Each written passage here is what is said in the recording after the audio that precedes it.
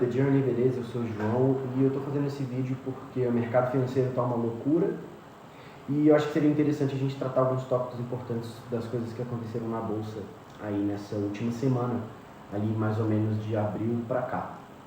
E eu queria ressaltar alguns pontos que foram muito interessantes e vou totalmente mostrar a minha carteira de investimentos, te dar algumas dicas, a gente vai analisar aqui algumas ações de algumas empresas que eu tô de olho e talvez a gente compre alguma coisa hoje.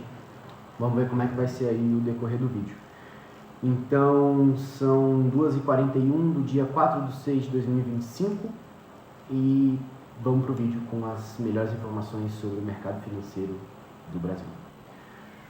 Bom, galera, a nossa primeira notícia em análise aqui é que recentemente o presidente dos Estados Unidos, Donald Trump, ele aumentou de 25% para 50%, né, ou seja, 25% a mais, as tarifas sobre o aço importado pelos Estados Unidos. Ou seja, os impostos que uma pessoa pagaria sobre o aço comprado internacionalmente, né, lá nos Estados Unidos, agora de 25% passa para 50%. E aí isso obviamente vai afetar toda a indústria siderúrgica americana e mundial, né, porque ele está criando essa medida, uma medida protecionista para proteger a indústria americana de aço. E aí, com isso, ele taxa o aço que vem de fora, isso estimula o produtor americano a produzir mais, e com isso ele estimula a economia do país. Só que, ao mesmo tempo que ele faz isso, ele desestimula o mercado internacional, né? As medidas econômicas de fora, ou seja, as empresas, as pessoas que compravam aço de fora dos Estados Unidos para dentro dos Estados Unidos, agora vão ser afetadas com essa nova medida. E agora vão pagar 25% de impostos a mais dos 25% que ele já tinha proposto ainda esse ano. Como que o Brasil é impactado com essa medida, né? O Brasil ele é o segundo maior fornecedor de produtos de aço e ferro para os Estados Unidos. E mais ou menos a gente vende para os Estados Unidos quase 30 bilhões de reais em aço. Significa que a gente é um grande mercado de aço americano. Eles compram muito aço das nossas empresas. Quais são elas? CSN, Usiminas, Vale, Gerdau. Então, obviamente, todas essas empresas vão ter um resultado, vão ter um impacto, né, com essa nova medida do Trump. E o mercado já respondeu a isso. Tanto que as empresas de aço, né, a CSN, a Usiminas, a Vale, elas caíram ultimamente. As ações delas estão sendo cotadas um pouco abaixo do valor que elas estavam sendo por conta dessa medida. E, bom, obviamente isso é um ponto para a gente se analisar, né? Até porque a gente precisa analisar a economia como macro, como ela vai impactar em algumas ações. Então, beleza, a nossa primeira notícia é essa, que pode trazer aí alguns resultados, digamos assim. E agora a gente vai para a nossa próxima notícia, que eu achei importante a gente trazer.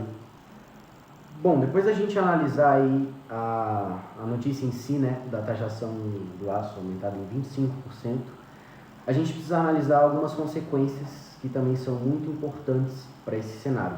Bom, hoje, por exemplo, o Ibovespa, que é o nosso principal índice da B3, ele recuou hoje. Aí, como vocês podem ver, ele recuou 0,15%, já caiu 208 pontos, está em 137.337, o que é bem menor do que ontem, e um contra-índice, né, porque a bolsa americana, a Nasdaq, ontem subiu positivo, e hoje o mercado brasileiro ele abriu negativo, mas justamente por conta de dois fatores. Primeiro é a importação do aço, que aumentou, a gente já viu, e a segunda é a mudança no IOF, o imposto sobre operação financeira. O que aconteceu? Hoje, nessa quarta-feira, as ações da Petrobras, devido à taxação do aço e à manipulação no IOF, ou seja, as medidas brasileiras econômicas de aumentar algumas operações mediante a importação sobre operação financeira, né, o IOF, tiveram algumas alterações. E aí, a Petrobras, devido a esses fatores, hoje puxou a bolsa brasileira para baixo e o mercado abriu 0,21% negativo. E obviamente as ações da Petrobras estavam caindo aí 2,10% nesse mesmo golpe. E aí o que acontece? O que isso significa?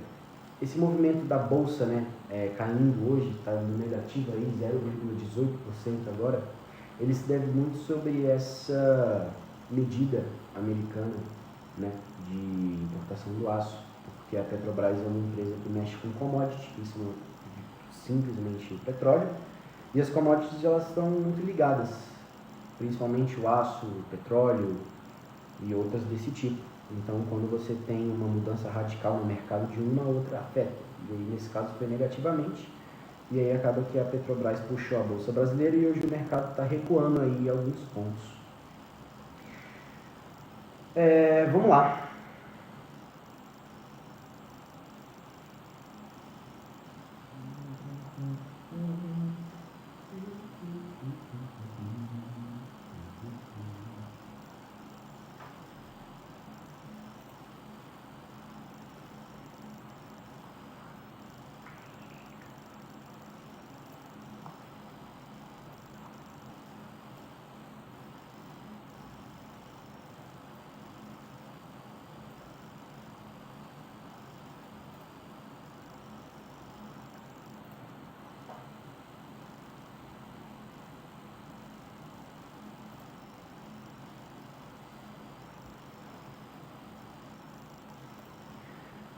Bom, pessoal, nosso próximo tópico que eu queria abordar aqui nesse vídeo são os indicadores de mercado.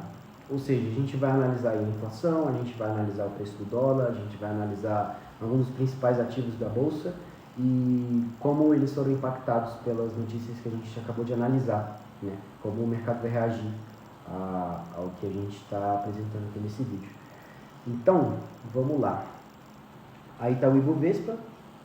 E agora a gente vai mexer agora com os indicadores de mercado. O primeiro deles é a inflação em 2025. Segundo o boletim Focus, é o boletim que apresenta os dados mais confiáveis sobre as métricas econômicas do Brasil.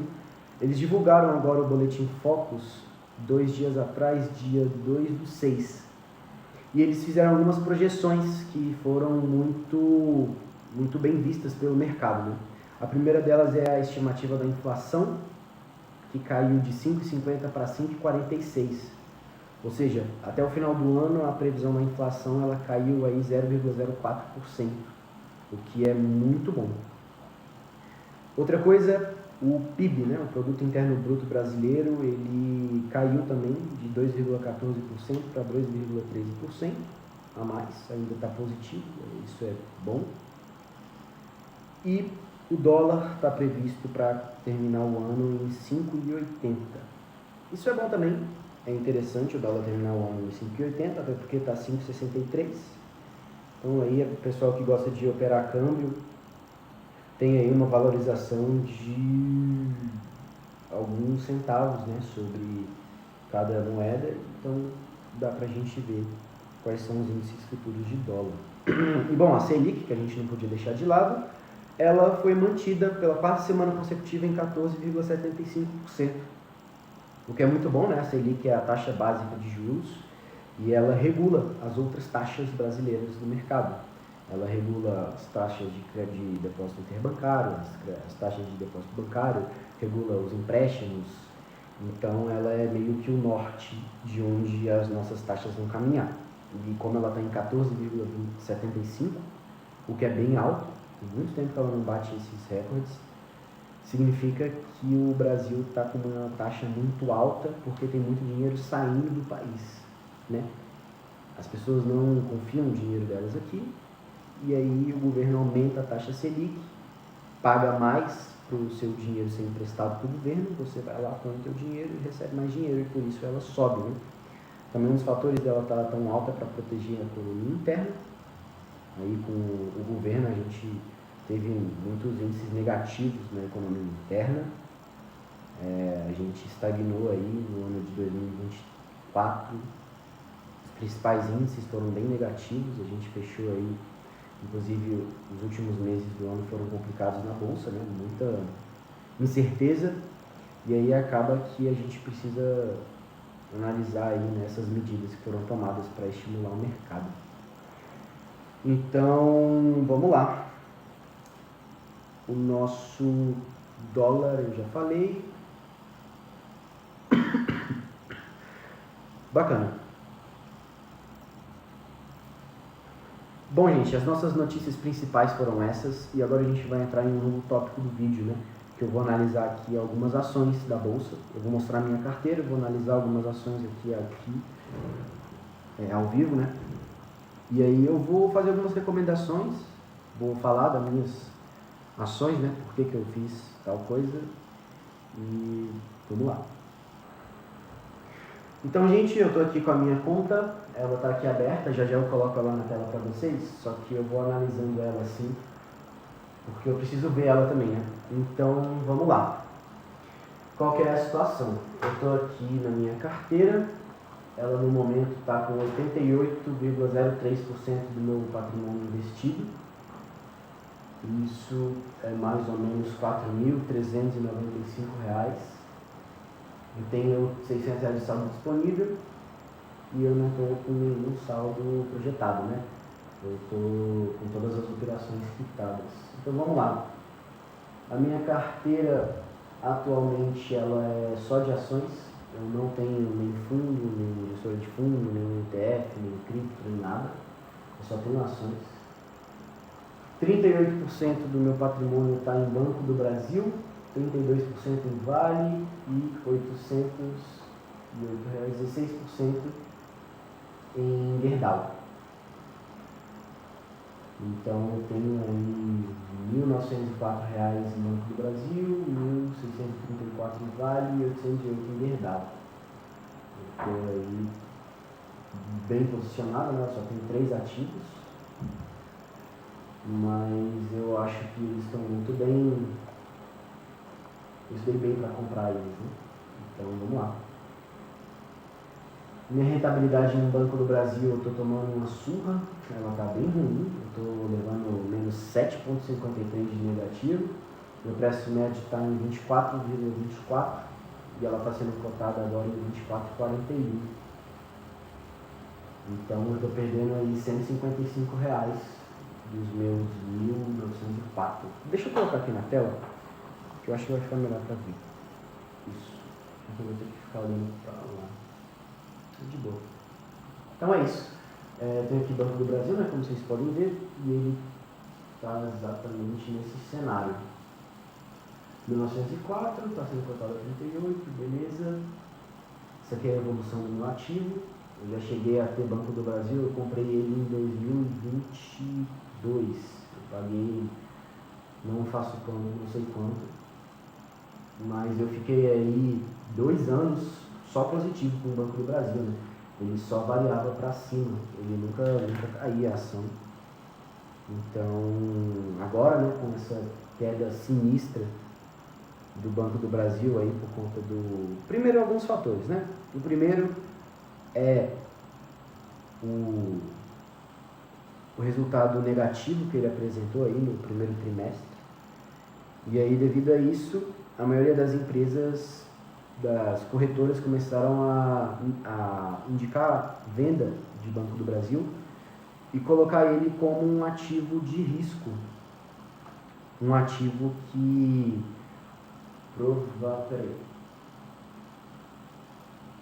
um ativo para vender. Então a XP tirou o preço-alvo dele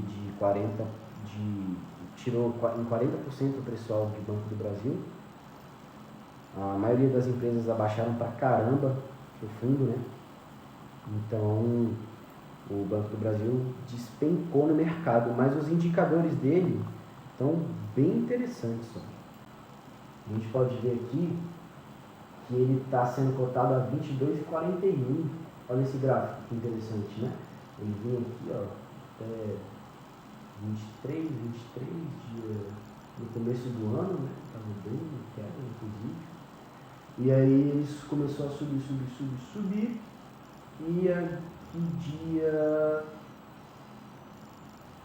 16/5, que eu acho que foi quando saiu o relatório, o Banco do Brasil despencou, caiu aí, quer ver?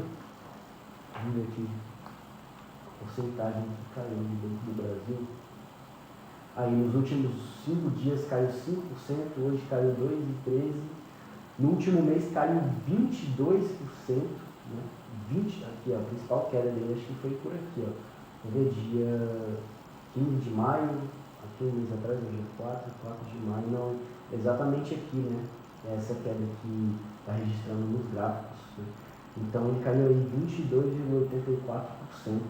E aí não tem o que fazer, né? E o preço sobre lucro, que demonstra quanto o mercado está disposto a pagar sobre aquele ativo, pelos lucros daquela empresa, né? Então, aqui como a gente pode ver, tá, fica bem legal essa explicação, um PL de 2 significa que você paga R$2 a cada R$1 de lucro daquela empresa, né? E o Banco do Brasil é uma empresa, é um banco, né? Então eles não têm gastos propriamente ditos com o produto, por exemplo, a Apple, que produz iPhone. Então, você produzir um iPhone, você vai lá e gasta um dinheiro. O Banco do Brasil não, né? Eles tiram a maior, quase 5% da renda deles, emprestando dinheiro, e aí você emprestando seu dinheiro para eles, e aí eles te devolvem, ou né, com os juros, emprestando dinheiro para o governo, e aí é assim que funciona um banco. E aí um banco, quando tem um PL de 5,91, né, é muito interessante. Uma empresa do tamanho do Banco do Brasil, com um PL tão alto, significa que as pessoas estão dispostas a pagar R$5,91 a cada R$1 de lucro da empresa. Então ele é bem alto. Isso é um indicativo bem interessante para uma empresa do tamanho do porte do Banco do Brasil.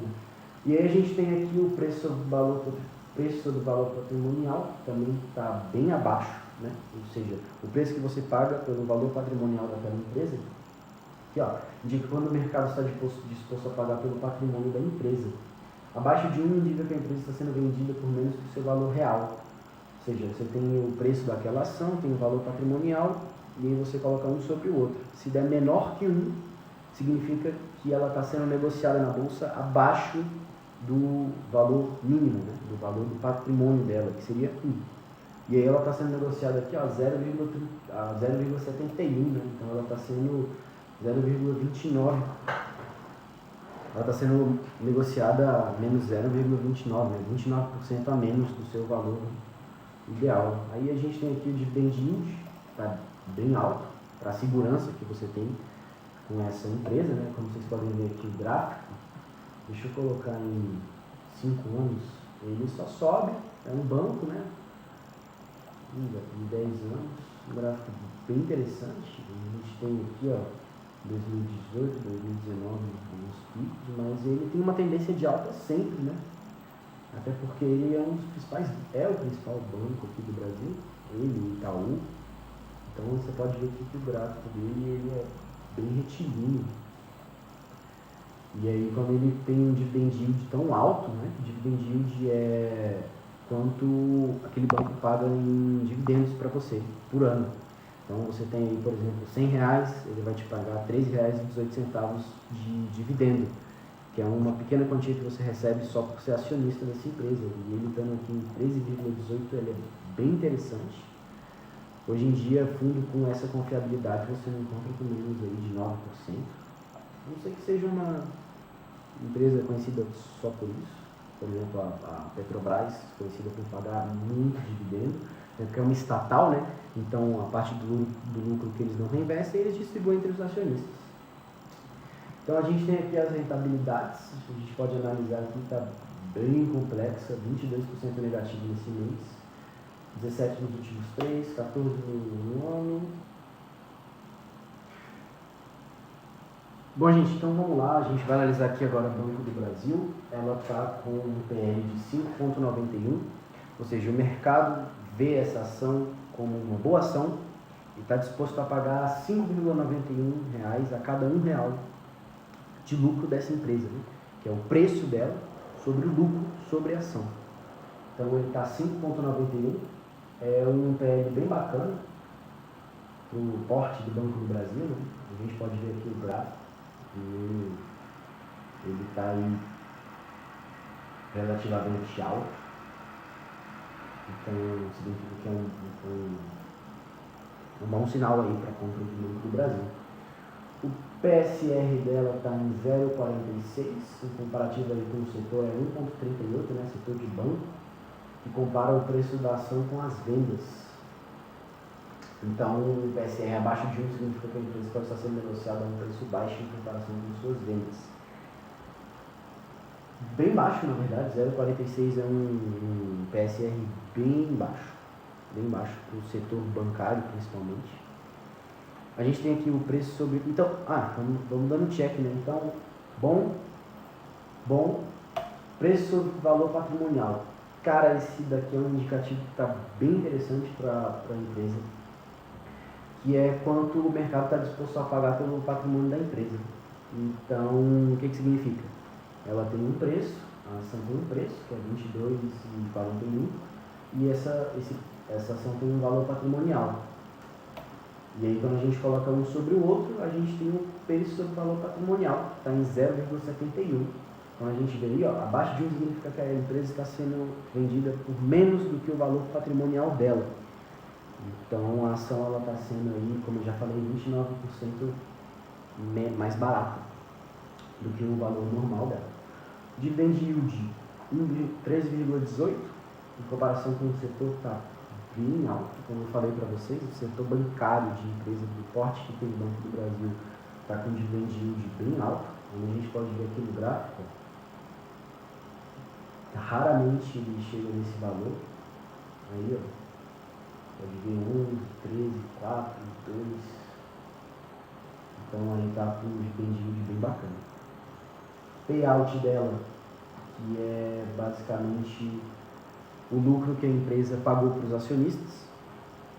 Por exemplo, uma empresa lucrou aí R$100, eles vão pegar R$69 e vão distribuir entre os acionistas da empresa, né? Então a empresa tem 10 acionistas, eles vão pegar esses R$60, vão dividir por 10 e pronto. Esse é o payout dessa empresa, né?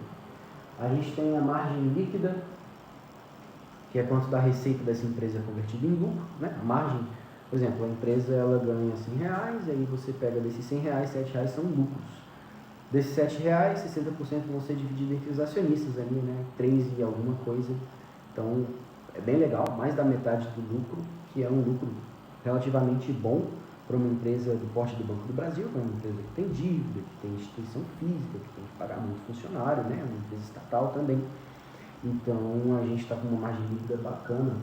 Está um pouco abaixo do setor, está em 13,78. Mas se a gente for pegar aqui o gráfico histórico dela, ela não está tão ruim. Ela já teve anos piores, aqui 5,16, 7,40. Ela está um pouco abaixo só.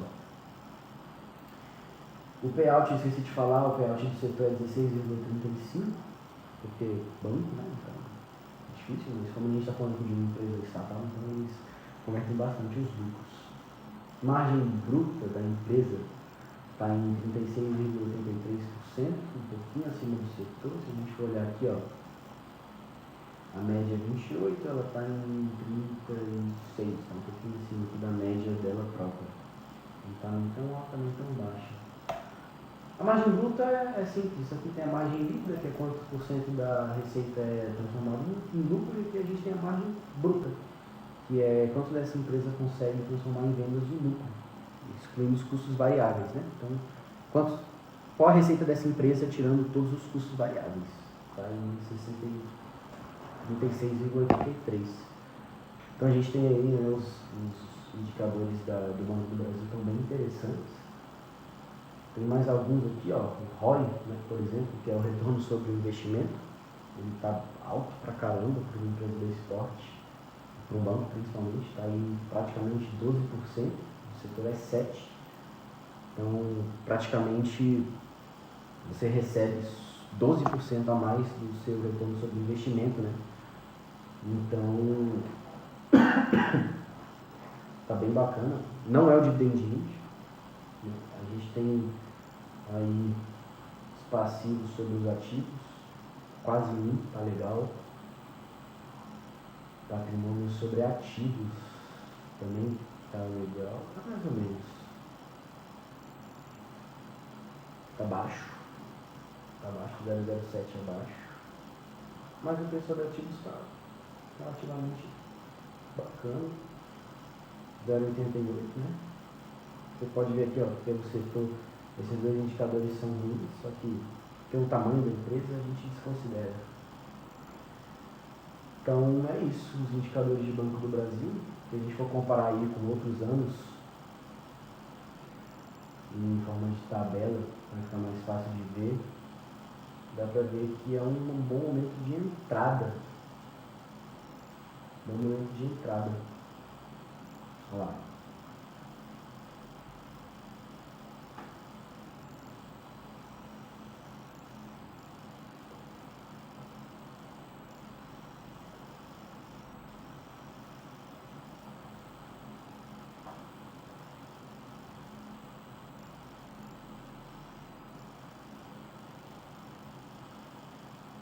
Bom, a gente tem aqui um checklist de investidor,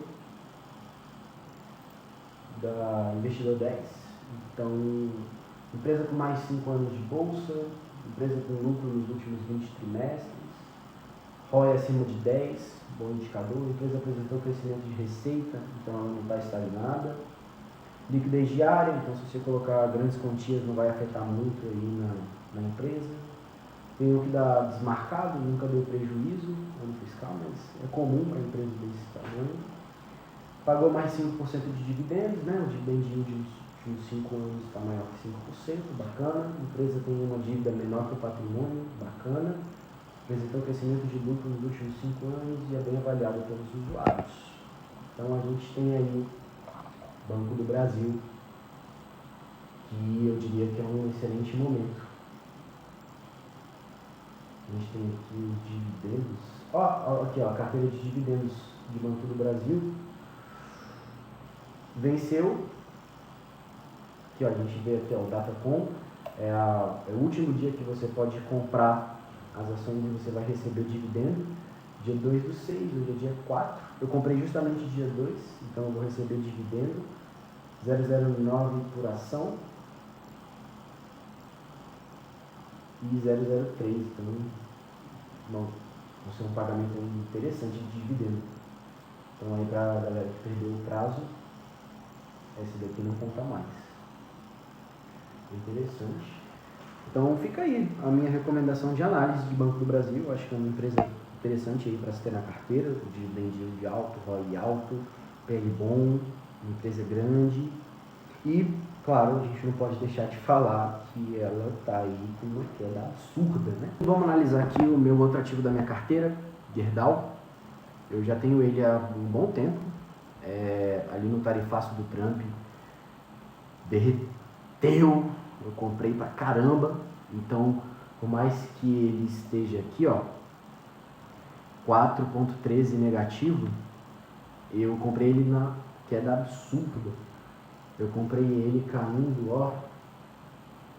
Acho que eu comprei ele por aqui, ó. Foi uma dessas duas hyperdowns. Então ele mesmo em queda, eu digo em análise geral, né? Porque aqui ele está numa subida interessante. Olha lá. Aqui, ó. Tá no candle de alta, né? 30 dias, 7. Então, é isso. Eu tô bem de Gerdau. Deixa eu botar aqui no bloco de novo. Olha lá.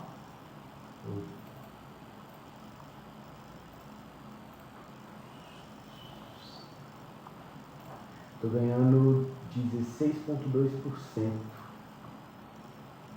Não, tem 16,2% do ativo, né? Tô ganhando 0,9%, 1% praticamente. 1%. É interessante, uma rentabilidade bacana. Pelo tempo que eu tenho, né? Se eu estivesse fazendo uma estratégia mais alavancada, mais arriscada, eu estaria legal. Eu já venderia, até porque ele está em alta agora. Eu comprei ele bem. Mas é aqui, ó. Vamos lá, deixa eu ver. Cadê o rendimento?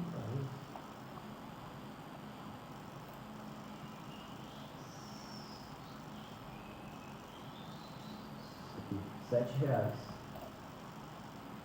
Eu tenho. Quanto que eu tenho?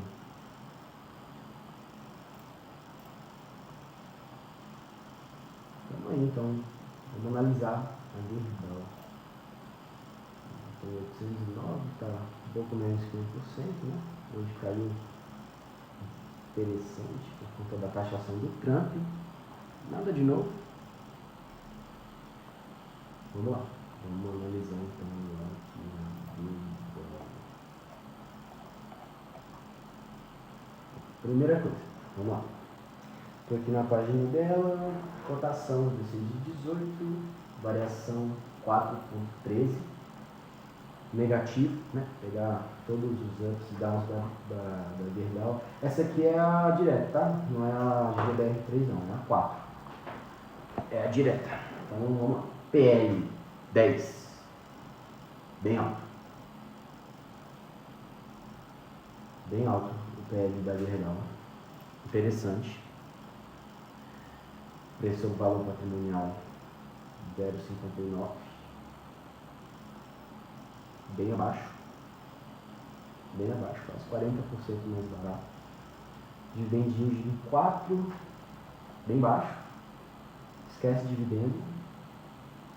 Aí, nos últimos 7 dias subiu aí.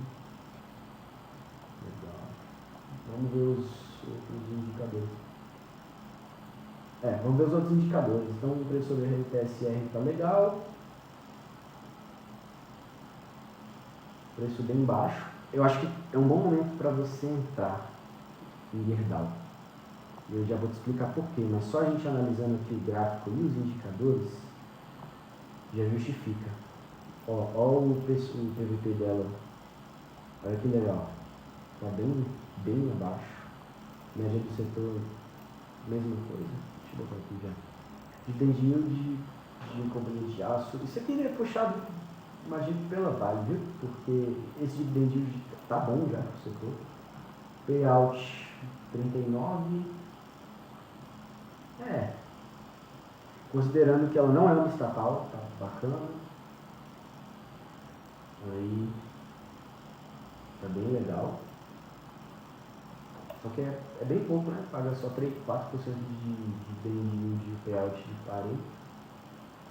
Margem líquida baixa, mas aceitável. A bruta ruim. O EBITDA normal. Cadê o ROI?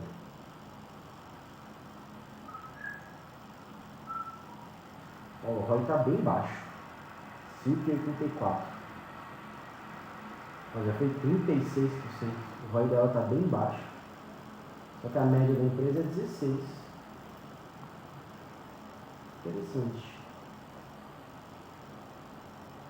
O PL bem alto. O PVP está baixo. Bom. Aqui para o checklist. Empresa com mais de 5 anos. Lucro positivo. Não possui ROI acima de 10. É um risco. Só que se a gente for pegar a média da empresa é de 16, que é muito alto. Então, um compensa o outro. Não cresceu a receita nos últimos 5 anos. Já deu prejuízo fiscal. Não aumentou os lucros.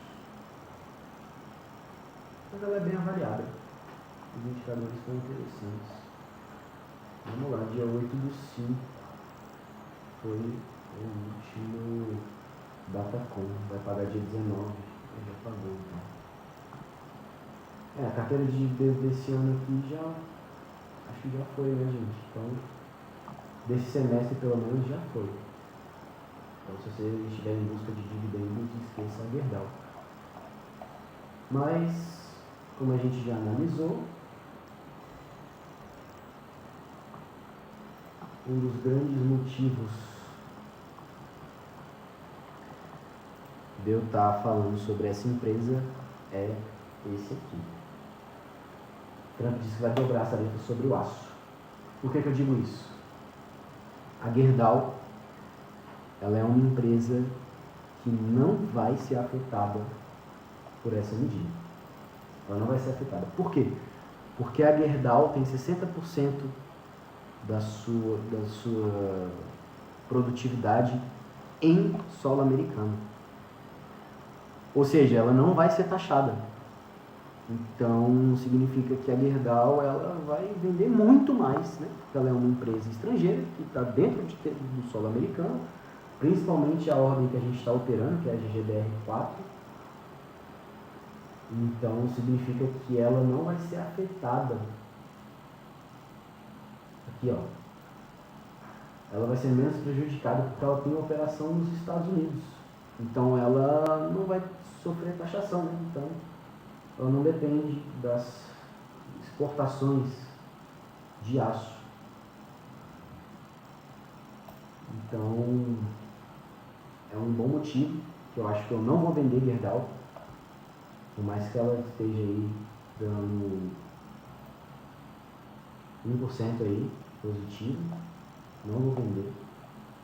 Eu vou segurar mais algumas semanas e vamos ver no que dá. Então é o seguinte, a gente tem a Vale num cenário bem complicado, ela é afetada diretamente por todas as medidas do mercado, ela é afetada pela inflação, ela é afetada pelo IOF, ela é afetada pela Selic, ela é afetada pelas loucuras do Trump, pelas taxações doidas, né? Aí do aço, as taxações de produto. E a gente tem alguns pontos que vale destacar a Vale. É uma empresa aí de commodities de minério, né? Então, vamos lá. E os principais. A cotação dela está em 52, caiu 10% nos últimos 12 meses, o PL de 7,6. O VP dela está ruim, então não tem não, mas 1,19, né? Significa que ela não está aí no auge da baratez, mas considerando o tamanho que é a Vale, inquestionável isso, muito grande, então é um bom indicador. Dividend yield de 9, não é dos melhores, já tiveram os melhores de dividendo, mas é isso, tá bacana. O setor está 2,38, 0,94, ela está mais cara que o setor. O PSR dela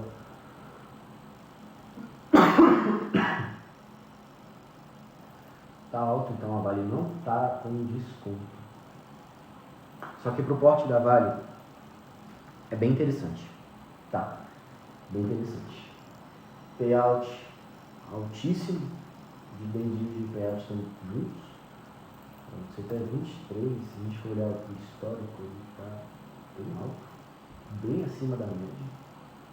Aqui é 2023, 2024, está bem alto. Está menor do que 2023. Só que é legal, pagando 9, né? Então, saindo muito dinheiro e pagando dividendo, caminhando junto, a margem líquida está muito boa, a bruta boa, o EBIT está legal, capital de giro, preço sobre ativo.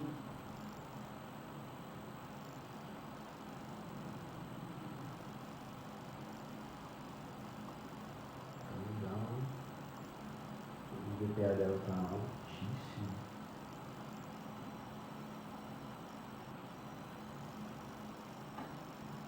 Está alto. Tá bom. A dívida líquida sobre o patrimônio médio, forte, bom. O ROI absurdamente alto. Aí já foi melhor, a média é 30, está em 16. Excelente. Aí já deu prejuízo, não cresceu, é uma empresa imensa, é difícil a gente bater esses indicadores aí. Caramba, o Datacom dela 7 de 3 de 2025, já passou, abriu 14. A agenda está interessante, não tem nenhum divulgado atualmente, que a gente já tive. Só esse ano a gente teve 2 pagamentos. Eu acho que vão ter mais no próximo semestre. O dividend yield dela é bem constante, 9,55. Tá bacana. Então fica aí. indica para você dar uma olhada em Vale. É porque ela caiu bem. Ela caiu aí 10% nos últimos dias. Comprar Vale a 52 é interessante. É de se pensar. Então fica aí as minhas dicas dessas empresas e, claro, a minha carteira, né? A plataforma da Clear, ela atualizou. Então ela é só desse ano, de 2025. Ó, não, ela é um ano, de 2024 até aqui 2025. Então eu perdi aí as análises de 2022 e 2023. Que é bem ruim, né? Porque esses anos foram melhores do que os últimos dois. Mas mesmo assim, a gente vai dar uma olhada aqui, ó, por rentabilidade do IPCA. 1, 2, 3, 4, 5, 6. Vamos usar aqui o patrimônio. Olha aí que legal.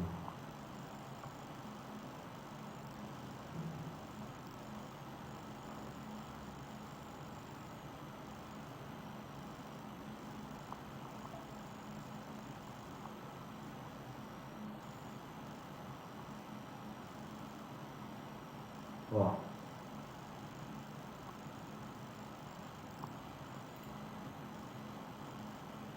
Aqui, 2024, que foi o ano que ela cadastrou. Por isso que ela buga. Aqui, ó, inicial 0, 4.000. É aqui que ela buga. É nesse ano aqui que deu o problema da atualização. Mas vamos levar em conta só aqui 2025 para a gente analisar, que é onde eu estou operando aqui ativamente. Vamos lá. Bons resultados. Então, fevereiro está bem negativo.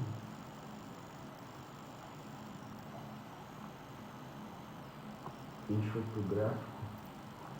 Deixa eu colocar só em 2025.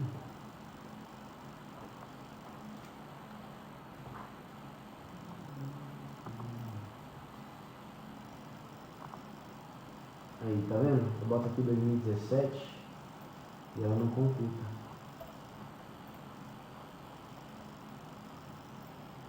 Deixa eu colocar aqui 2000.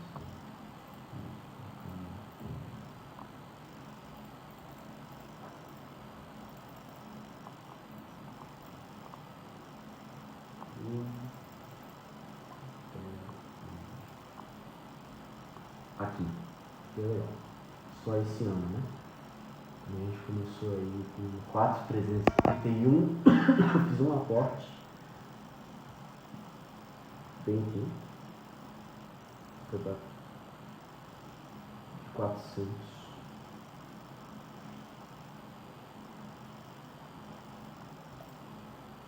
Rentabilidade.